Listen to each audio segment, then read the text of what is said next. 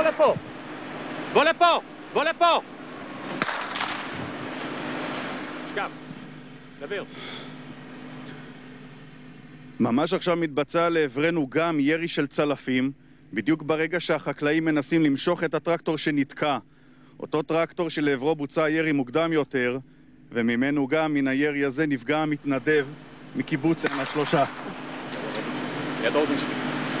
ליד האוזן שלי. אוי, צלפים!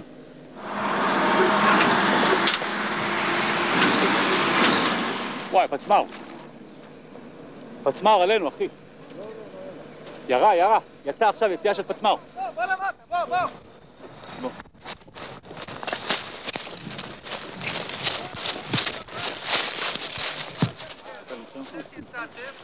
אוי, פצמר.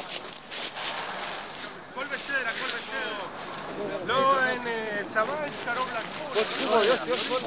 זה כבר היה קסם. לא, עכשיו היה קסם. מועין, רד פנימה! יעקב, רד פנימה! רדו למטה, רד למטה, פבלו! וואי, הם יודעים איפה אנחנו. יואו! זה פגע בעץ פה מלמעלה. פה מעליי. ראית? בעץ מעליי. וואי! בוא'נה, אבל בעלי מעליי. זה קרוב, רק שהם לא הגיעו. יואו! עוד מעט זה פה מרגמה. אתה למה לא מרימים זה? למה לא מרימים מזל"ט? חיים, אנחנו פה יורים עלינו, אנחנו פה באמצע, הצבא הבטיח! איפה אתם? איפה אתם, חיים?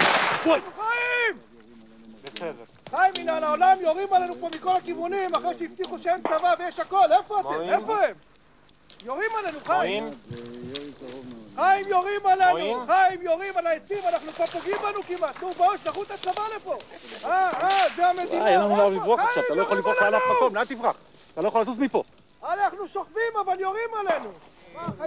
כדורים פוגעים פה בעצים מעלינו. כן, הם יודעים שאנחנו פה, מטר מעלינו פוגעים כדורים בעצים פה, בתוך הוואדי. אז אנחנו שוכבים בוואדי. יואו! איפה הפצמר? הלו. טוב, הם מחפשים אותנו. יש לי ילדים בבית, אם אני לא מגיע הביתה, שמור עליהם. זה אחריות שלך עכשיו.